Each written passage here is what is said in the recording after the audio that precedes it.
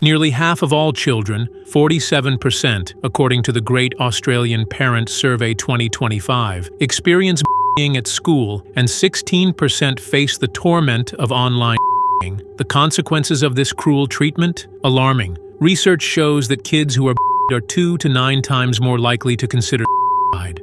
Charlotte O'Brien was one of those children.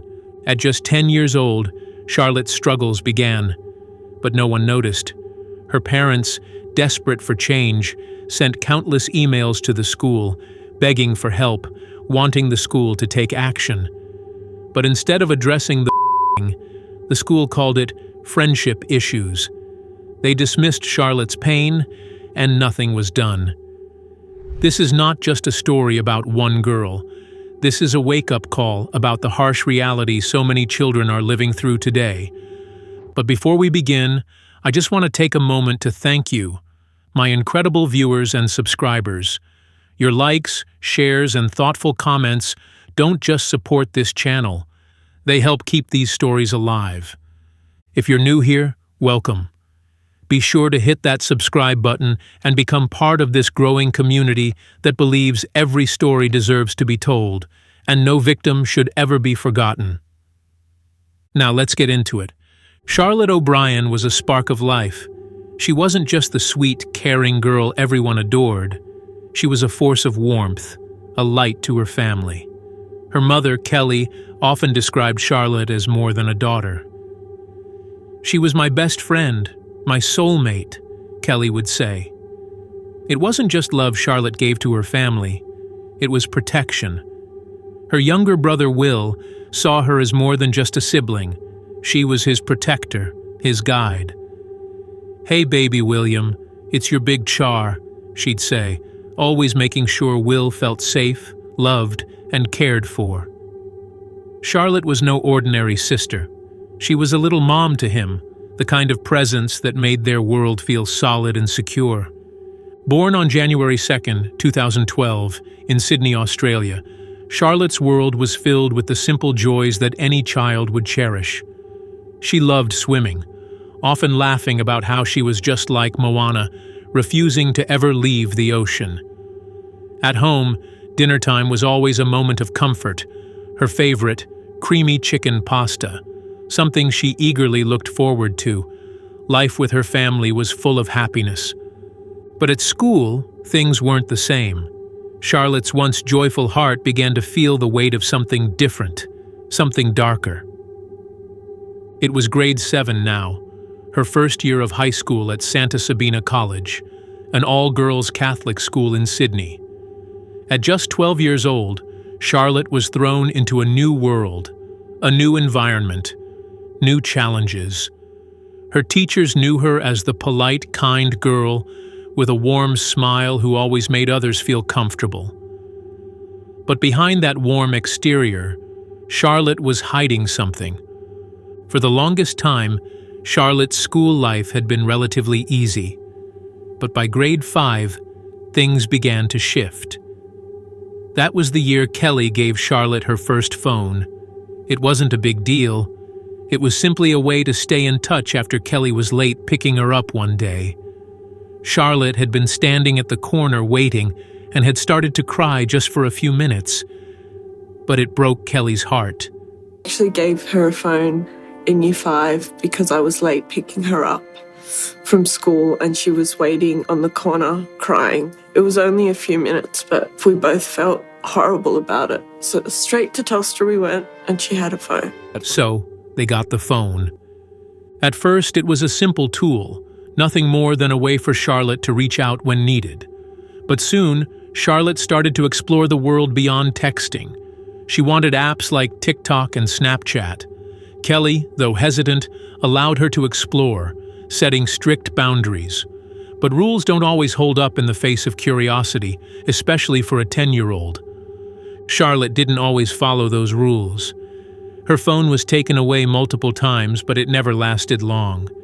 She found ways to get it back. And as she continued to explore, the world she was stepping into wasn't always a friendly one.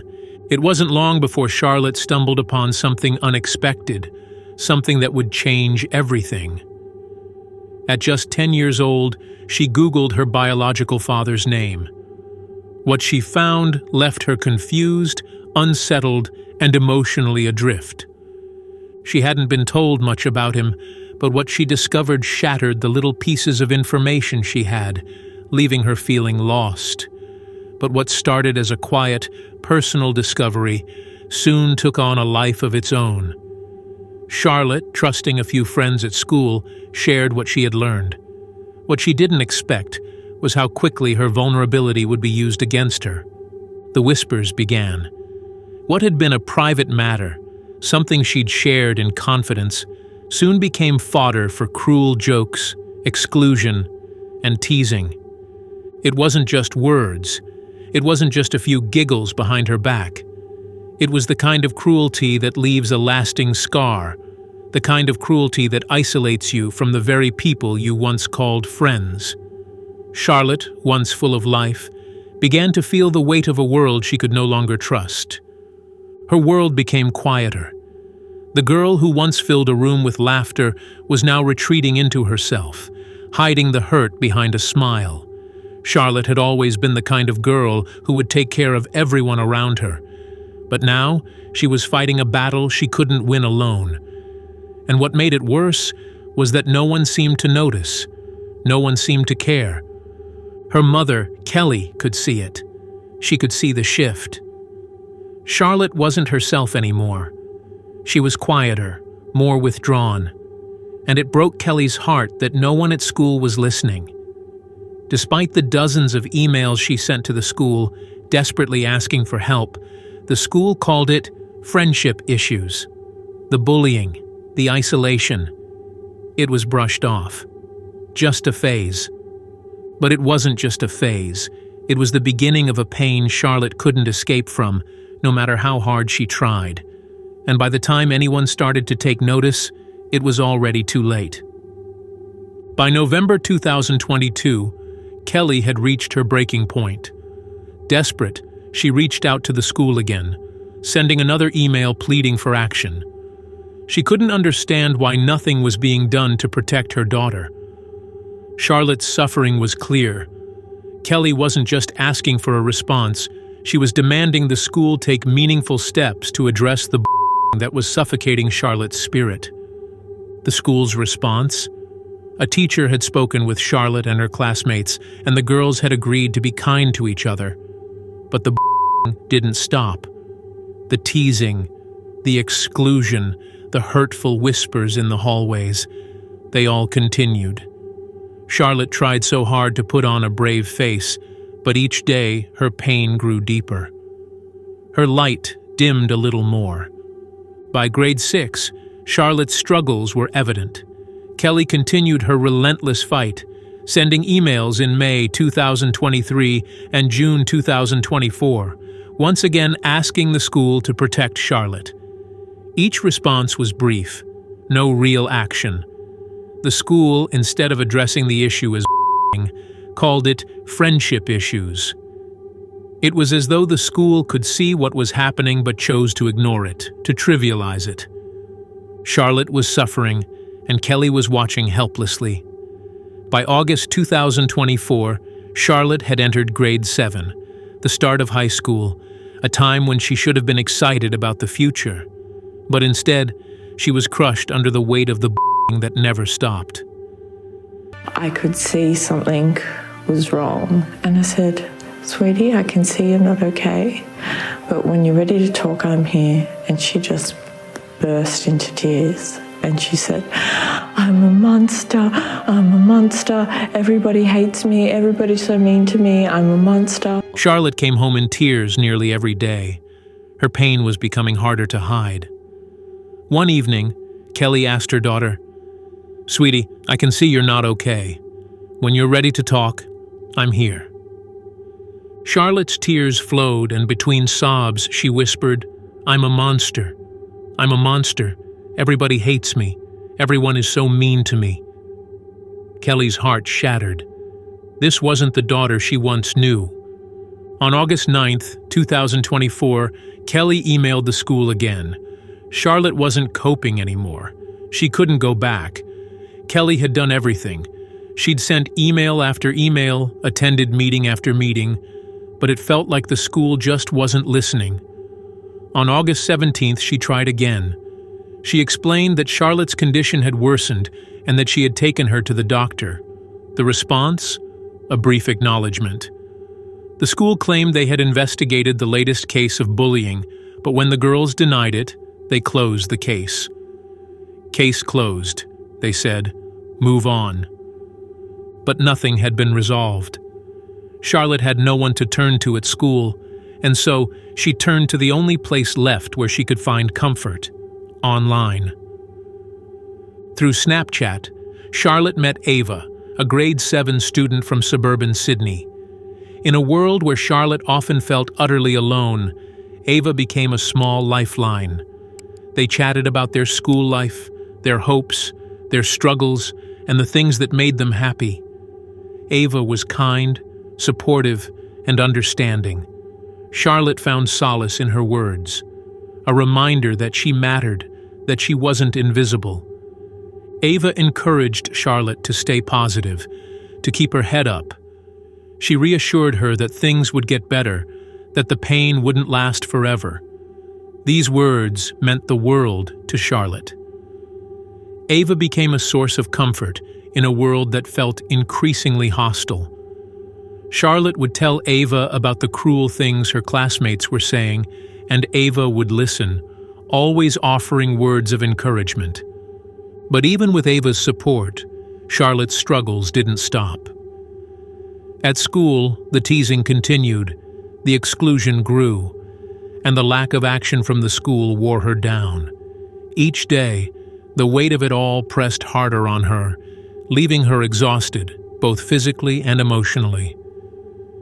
Then came September 9th, 2024, the day Charlotte seemed to shine brighter than she had in weeks. It felt like a normal day, a happy day. Matt, her father, would later recall just how full of life she seemed. She came home from school that day and had a great day, he remembered. Everything felt normal. Charlotte sat down for her favorite meal, creamy chicken pasta made with love by Kelly. She ate with her family, chatting, laughing, and even doing her little happy dance around the house. Later, she baked banana bread and shared a piece with her dad. She worked on her math homework, answering every question correctly. For a brief moment, Charlotte's joy was contagious. When the evening came, Charlotte smiled brightly, said goodnight, and skipped to the shower, just like any other night. No one knew it would be the last time they would see her like that. That night, Charlotte spoke to Ava on the phone, opening up about a group chat where classmates were spreading hurtful messages about her.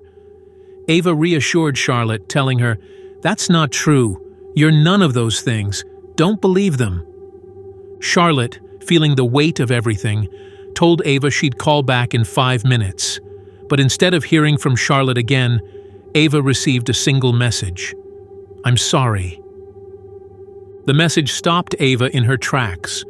It was all she needed to know. Something was terribly wrong. And by the time she realized it, it was too late. The next morning, Kelly did what she did every day.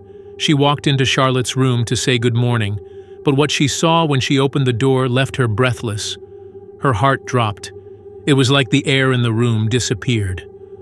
Charlotte, the girl who had once filled every room with light, was gone. Kelly's world shattered. The devastation was unbearable, a pain too deep to comprehend. But as the family tried to process the unimaginable, they discovered a message Charlotte had left behind. In it, Charlotte asked her parents to speak up about the she had endured, to make sure no other child ever had to suffer as she had. But the words that would haunt Kelly the most came at the very end of the message. Charlotte asked her mother to stay strong for Will, her younger brother, because Charlotte felt she couldn't continue anymore. The pain Charlotte must have felt, the loneliness, it was all there in those words. I just kept saying to the police that morning, where did she get the knowledge and the means? Where did she get the knowledge and the means? I couldn't wrap my head around it. And he just said to me, This is the age of information. She just needed to Google it. Kelly couldn't understand. Where did Charlotte get the knowledge? How did she know how to do what she did? It felt impossible to wrap her head around. But then a police officer spoke to Kelly, gently reminding her, "This is the age of information." She just needed to Google it. It was a gut-wrenching realization. Charlotte had found her way to the end, but no one had been there to help her in time. In the wake of losing Charlotte, Kelly and Matt were determined to honor their daughter's final wish, to make sure her story would be heard. They reached out to Ben Forum, a radio host at 2GB, hoping that someone, anyone, would listen. On Monday morning, Forum read the family's message aloud to his listeners. As he spoke, his voice cracked. He tried to hold back tears, but the weight of Charlotte's final words overwhelmed him. For a moment, the studio fell silent. The pain in Forum's voice was palpable. This wasn't just another tragic story.